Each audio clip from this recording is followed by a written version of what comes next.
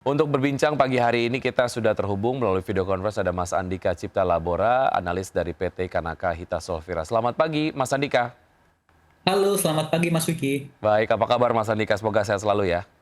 Ya Mas, gituan baik. Baik, oke. Kalau kita bicara mengenai dinamika dari Amerika Serikat, tentu saja ini menimbulkan banyak sekali concern dari pelaku pasar, khususnya terkait dengan kestabilan fundamental ekonomi di sana. Banyak ekonom atau beberapa ekonom memprediksi terkait dengan kemungkinan bahwa Amerika Serikat akan menambah utang yang cukup besar. Bahkan Elon Musk juga sendiri menyampaikan kekhawatiran tersebut begitu dan mengerucut kepada pasar obligasi pemerintah Amerika Serikat yang kemudian dinilai kurang menarik.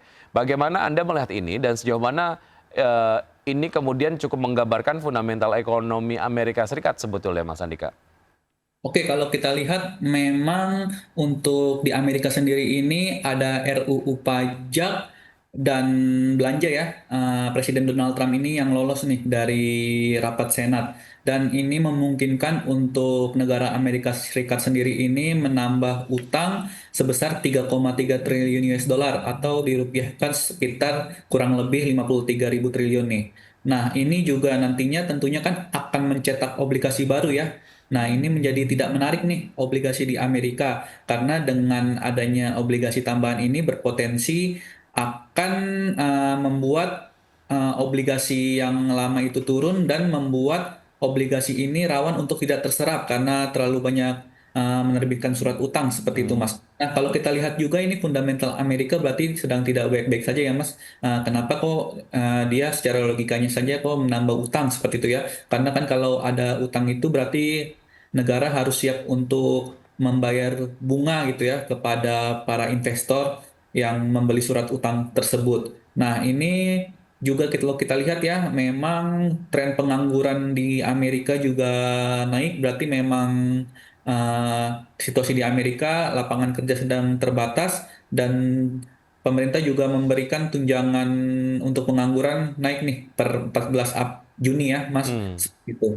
Oke, baik. Ini yang juga sebetulnya mengerucutkan penurunan kekhawatiran pelaku pasar mengenai terjadinya perang dunia ketiga karena ekonomi Amerika Serikat sedang tidak baik-baik saja begitu. Dan kalau kita bicara mengenai konflik yang terbuka membutuhkan keuangan yang sangat-sangat besar begitu ya. Belum lagi mungkin pertimbangan-pertimbangan yang lain. Seperti yang Anda tadi sempat singgung terkait dengan angka pengangguran di Amerika Serikat, perkiraannya akan mencatatkan angka pengangguran tertinggi dalam 1 tahun di level 4,3%. Lalu bagaimana Anda melihat data ini, Mas Andika?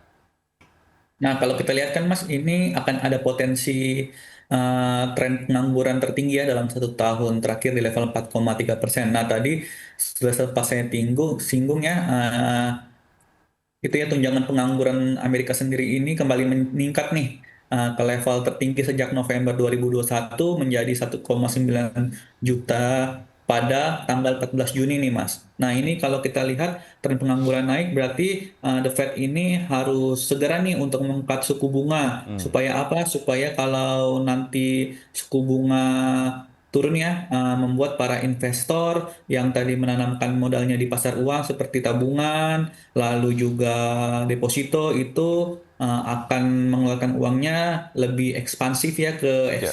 ke sektor real gitu untuk ekspansi bisnis dan juga bisa untuk ada inflow juga nih di pasar saham seperti itu Mas. Baik, market Asia dan juga domestik kemarin ditutup bergairah. Apakah ini memang mengindikasikan capital inflow sudah mulai masuk atau seperti apa, Mas Andika?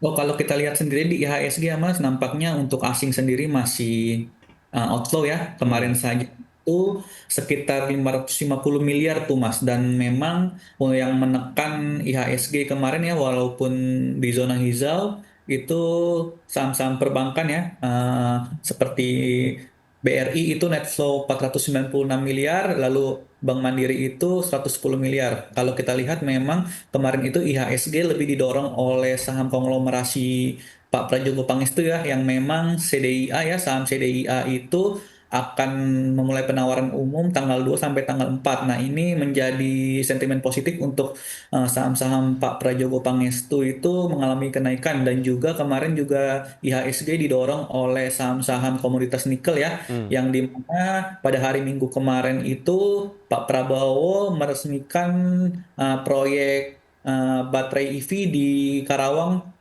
itu, dan menjadi pabrik baterai EV terbesar di Asia, sehingga Hmm. ini mendorong saham-saham komoditas nikel untuk bergerak menguat signifikan seperti MBMA, Info, dan lain-lain. Baik, di tengah kekhawatiran mengenai fundamental ekonomi Amerika Serikat, kalau kita lihat penutupan bursa Amerika mencatatkan penguatan yang signifikan di dini hari tadi. Mas Andika, bagaimana Anda melihat kontradiksi ini?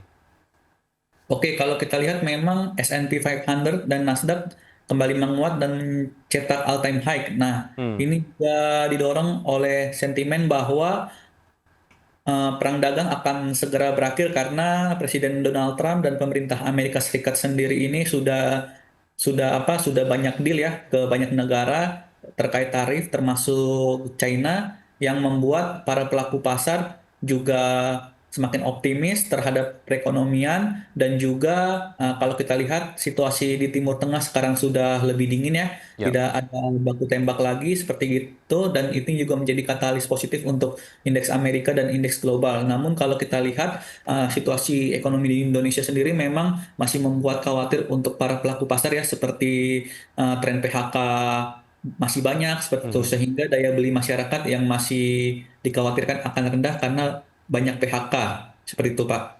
Baik, oke, semakin menarik. Kita akan bahas mengenai saham-saham pilihan yang Anda rekomendasikan dan juga proyeksi mengenai pergerakan IHSG di hari ini. Usai jeda berikut ini, Mas Andika dan pemirsa tetap bersama kami akan segera kembali.